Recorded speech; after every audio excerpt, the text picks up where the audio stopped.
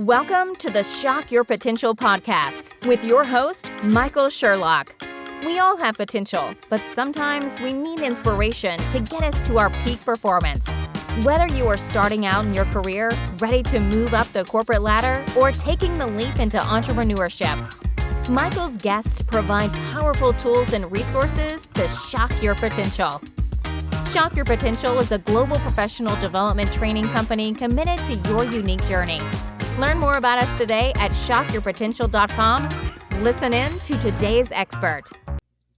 Me on another episode of Shock Your Potential. And of course, and as always, I am your host, Michael Sherlock.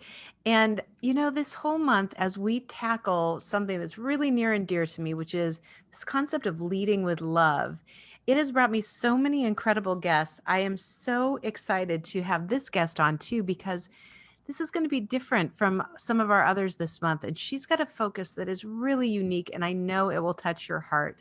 Bracha Goetz is a Harvard-educated wellness expert, but this is what's really going to inspire you and just make you smile. She is the author of 38 books that help children's souls to shine. So she is really focused on bringing love and light in children's lives and doing it through a lot of books that help them connect with, their spirituality. So that is beautiful in and of itself. She's also the author of a book called Searching for God in the Garbage. And I can't wait to talk to her more about that, because I know that there's some incredible stories in here. But it's a candid memoir for adults about overcoming food addictions joyfully. So joining me today is Bracha. Bracha, thank you so much for being on our podcast. Oh, thank you so much for letting me be here. Thank you. It is such a joy. I took a look at just a few of your 38 children's books, and they're very joyful. They're also about subjects that are very real in their lives. So it's not just all about, making kids happy. It's about really finding ways to connect. Tell us a little bit more about yourself and what got you started on this path, because what you do, I truly believe, helps to shock the potential of children. Thank you so much. Yes, I feel if we can implant in children, I would say instill in children at a very early age the essential skills about the purpose of life, how to be happy. These are things, they will have these things for the rest of their lives. And children, I have this beautiful quote I found recently. If a person learns when he's a child, what's it like? It's like ink written on fresh paper. It sinks in and it makes an impression that lasts. So when I was a child, I tried to write the kind of books that I wished for as a child. I wasn't brought up with a spiritual type of upbringing. It was a very loving home, but it was not. I was always searching for the meaning to life and for a spirituality. And basically, I felt that my soul was starving. Even though I looked successful on the outside, and I was really a top student at Harvard in the psychology department. Then I went on to medical school studying to be a psychiatrist. I myself was getting sicker and sicker at the time within. The misery was getting deeper, because although life was going on and I looked successful, inside I didn't understand what the purpose of life was. Do we just get up to make money to buy food, to get up to make money to buy food? What's this all for? What are we doing this all for? And so once I was able to finally nourish my soul, that's when there was no longer a need for the food addictions. That's how I was able to heal. So that's what my memoir is about. But what I'm giving over to children is this spiritual nourishment that it just makes your whole life full, so that if you have it from early on, you'll have it for always. It's really, I think, timely.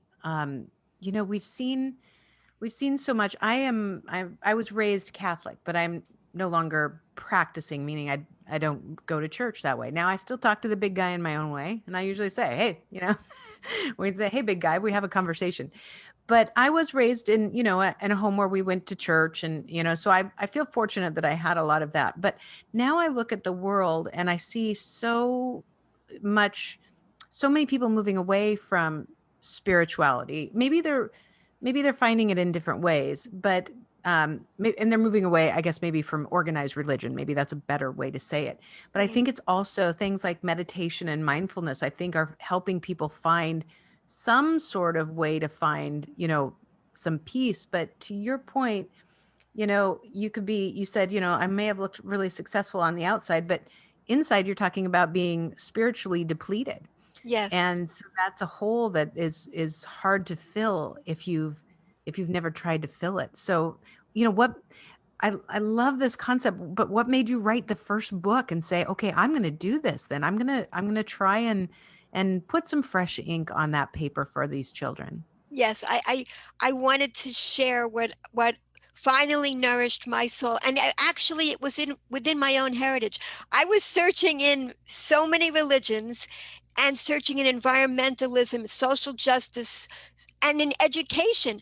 I went to, the highest center of learning, and I was looking for the meaning. In fact, I talk about a garden party. I was invited to this exclusive garden party with like the Kennedys, the Rockefellers, Moynahans. There I was at this party everybody wants to be at. It felt like I was at this mountaintop that I wanted to reach. And everybody there was looking past the person they were talking to, looking for more as well. Like there was nothing there that was special. And I feel it was a tremendous blessing that I got to be there and see that.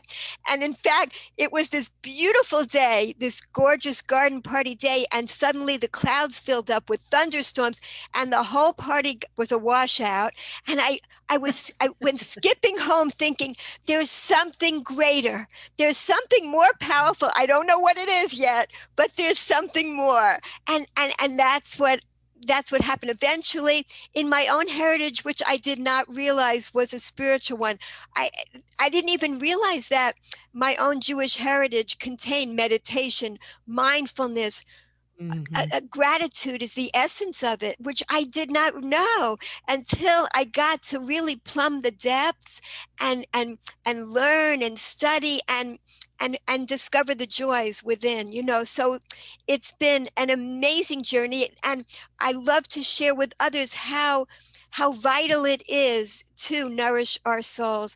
And when our souls are nourished, the cup runneth over, then we are able to, when our souls are shining, then we shine into the world and we light up other souls. That's how it works. Yes. I love it. And I just love the concept of being at that party. As you're talking, I know that listening to you and everyone listening now is going, I wanted to be at that party. What a great opportunity. But what a great realization when you really stepped back, kind of out of the moment yourself and looked at it as an observer to see, well, if they're not even paying attention to each other, what is the value in this? And I think we see it today with, how many people are out to dinner with each other and texting. My husband and I, we went out to dinner and we were sitting next to this family of 4 and every one of them was on their own phone. And I'm like, first of all, this is an expensive restaurant. So what are you doing? Why aren't you enjoying it? Why aren't you enjoying each other? And that those moments where we realize that being present is such a gift in and of itself. Exactly. And I really want to share this now. I want to share about the 5 levels of pleasure that I've learned, because I think everybody can benefit from this. This is so amazing. I learned about the 5 levels of pleasure actually from a rabbi in Israel who's no longer alive. And they correspond, from what I've studied, to the 5 levels of the human soul. So in other words, this is how we nourish our soul. What's on the bottom level? All the physical pleasures. So being at that restaurant, here, it could be a mindfulness moment. We could be enjoying the wonderful foods. See, food didn't have to be delicious. It could have been the design that we take a pill, a tasteless pill every day, and that gives us everything we need. That's the fuel we need. But it was designed to be delicious and beautiful, bright colors when they're ripe on the tree. We pick the oranges and apples, and they smell aromas, all these things. Everything in the natural world was designed for our pleasure. That's why we were created. Like what does a parent want for their child? A parent wants their child to have the greatest pleasure possible. The designer, the source of all of the universe, just created us in order to experience the greatest pleasure possible. That is what we're here for, and we don't realize that. That's what's so amazing. So on the basic level, the lowest level of pleasure are all the physical pleasures. Now, how does a person get an addiction, and why is food the most basic and the most overriding addiction there is? Because food is just so, it's the most basic thing. And so when we get the pleasure, it's an immediate pleasure. When we get that pleasure, we just keep overeating. We overeat because we don't want the pleasure to end. What we're really craving is lasting pleasure in life. So once we are aware of that, we can recognize the abundance of all the pleasures in our lives. So here is what we do. Let's say a person's overeating. They can ask themselves, is it my body that's hungry or my soul? And that changes. Then the neurons that are firing in the lower brain at the top of the brainstem, they move to the prefrontal cortex, and they move to a higher level of consciousness. And we can recognize that what we really want is pleasure. The food that we're eating, the food that we're overeating, will never fill the emptiness inside. And when we recognize that, we can do something else. Even on the same lowest level of pleasure, we can open up the window, step outside, feel the sunshine, feel the breeze, feel the brisk, cold air, and suddenly we won't feel like finishing that bag of potato chips we'd started. Or we can put on some music, start stretching or dancing, and suddenly you won't feel like eating every last crumb in the bag of chocolate chip cookies. You will be getting a different pleasure, even on the same level. So it brings more abundance. It's that sense of scarcity that makes a person keep overeating because they want the pleasure to last. So instead, what we do, how we overcome addictions, is by bringing greater pleasure into our lives. Now here, what's important for today with this talk with you is the second level of pleasure is love. And that's what I want to share. What this rabbi taught me is it's not waiting by the phone for someone to love you and feeling lonely. That's not the love we're talking about. We're talking about, he was so amazing. He had such clarity. He had a definition for everything. And this definition is, love is the emotional pleasure that we get when we focus on the virtues of another. So love is the emotional pleasure that we get when we focus on the virtues of another. In other words, it's empowering. We can bring love into our lives at any moment. We never have to wait for anybody. And on these 5 levels of pleasure, we never have to wait for anybody to give us anything. We, in every moment of mindfulness, can bring this pleasure into our lives. It's by what we focus on. You know, where the neurons fire, the neurons wire. So it creates a rewiring in our brains to focus on all the things that bring us pleasure in life. So the physical things is number 1. The second level is love. That means focusing on things that you appreciate about other people. You could do that in any moment, and it uplifts your life. Each level is about gratitude. Gratitude is what moves us up the pleasure ladder. So by, let's say, the 4 people in the restaurant, they could be having gratitude about each other or about the wonderful food they're eating in this expensive restaurant. This is like amazing food. Concentrate on how awesome it is, and then you won't have to keep eating and eating. You'll enjoy that one piece of pleasure that you're experiencing. So as we move up I don't know if you have time for all of it, but I want to know, what are the next levels? Okay, great. The third level is meaning, bringing meaning into our lives. When we do meaningful, good and meaningful things, that brings even more lasting pleasure. And to move up, the 4th level is creativity. When we are being creative, we don't think about eating. We don't think about sleeping. We are in a zone of just adding to the world, and we are tapping into the creative flow of the universe. So it fills us with such pleasure, tremendous, even more lasting pleasure. And what's the highest level? The highest level is transcendence. That's Mm. a state of awe and bliss that we can't stay in. We cannot stay in that state, but we get glimpses of it in this world. Like under a starry, starry sky, we get glimpses of being part of this amazing, endless universe. Those nights stay with us forever. It gives us a sense of awe that stays with us. It's a lasting pleasure, and we can access it whenever we want to. So just remembering that it'll take us to the highest level of pleasure is a joy. So that there's abundance of pleasures in our lives is how we can overcome addictions, and it's just how we can have a really joyful life every day. Of course, there'll be challenges that come our way, and that's part of life too. And this rabbi also taught this amazing concept that pain is not the opposite of pleasure, because pain can be involved in pleasure. Giving birth is tremendously painful. Yes. Climbing a mountain can be painful, but there's a Hmm. joy involved in overcoming challenges. The opposite of pleasure is actually comfort. That's when we get an addiction. Ah. It's when we just stop at the level of comfort and we don't reach for the higher pleasure that's possible. So basically, um, bringing love into our lives, definitely in terms of business, how it can increase our business is we're focusing.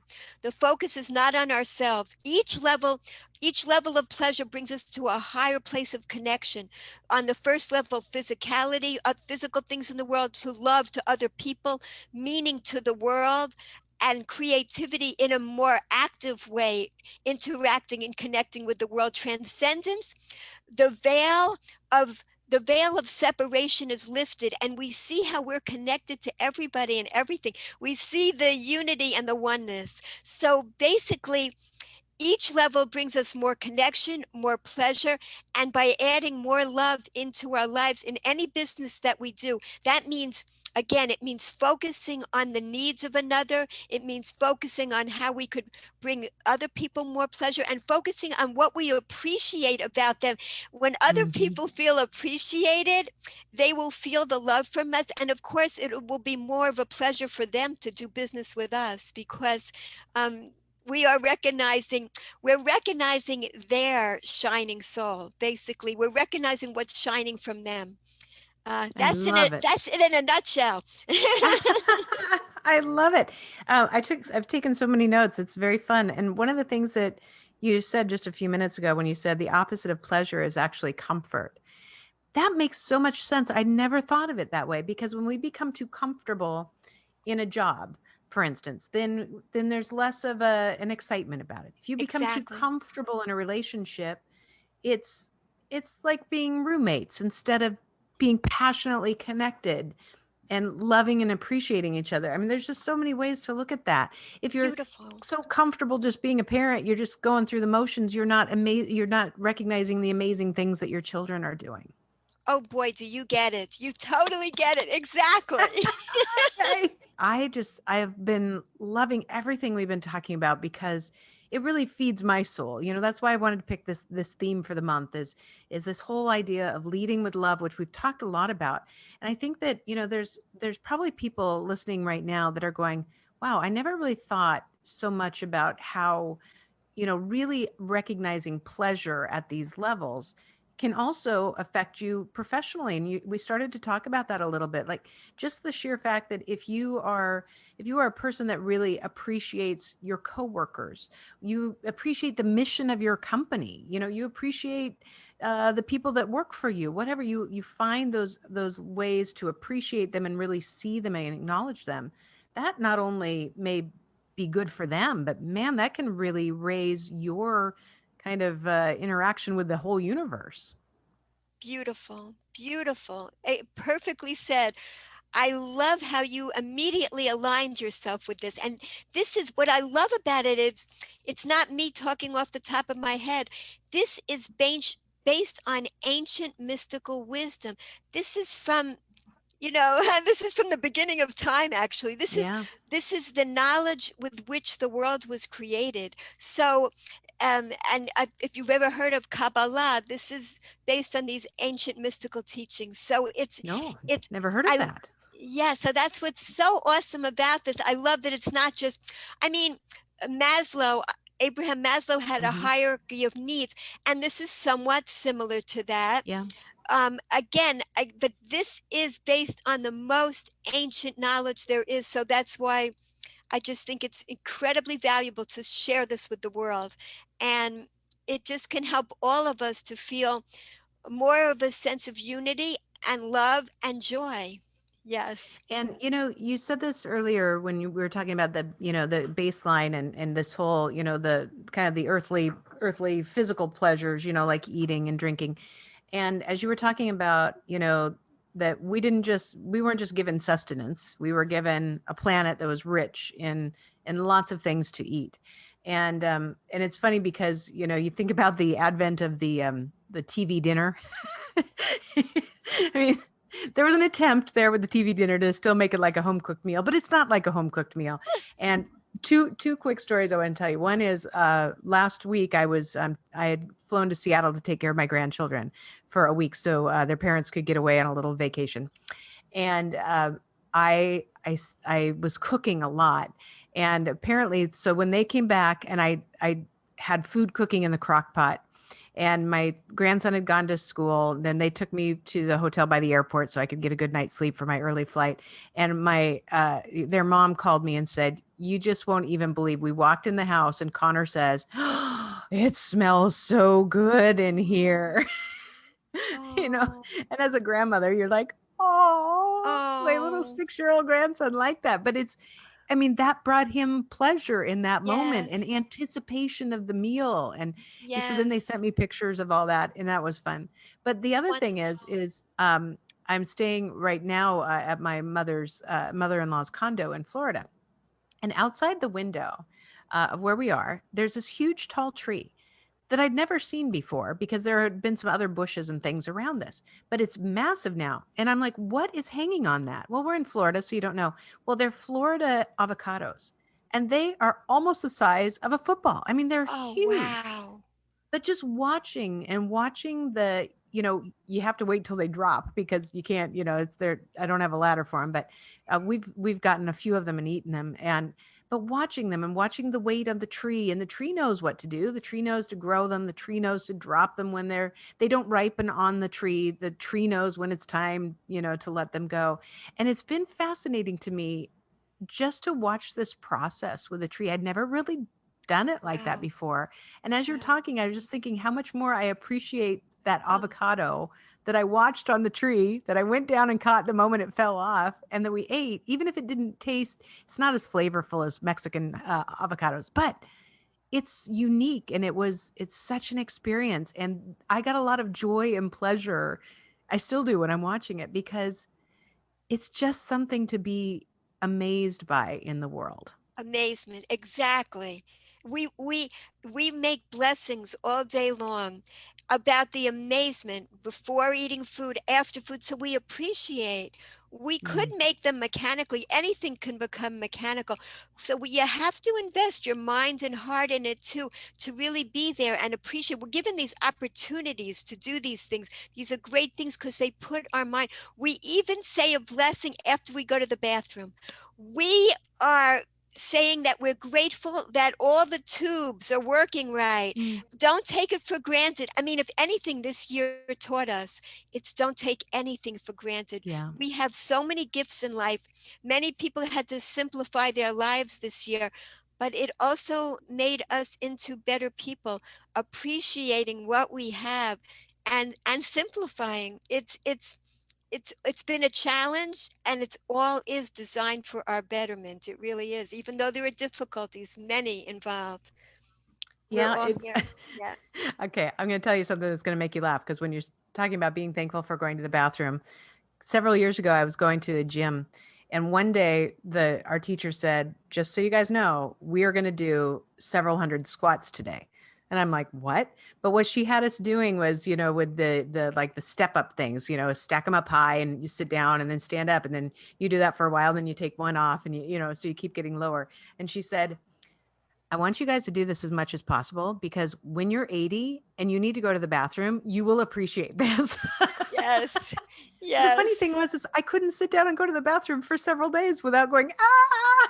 Oh my gosh, because the muscles. Oh my goodness. Oh boy. Everybody who's listening now is going, why did you share that story, Michael? I know. There's a lesson. I am thankful that I can do that.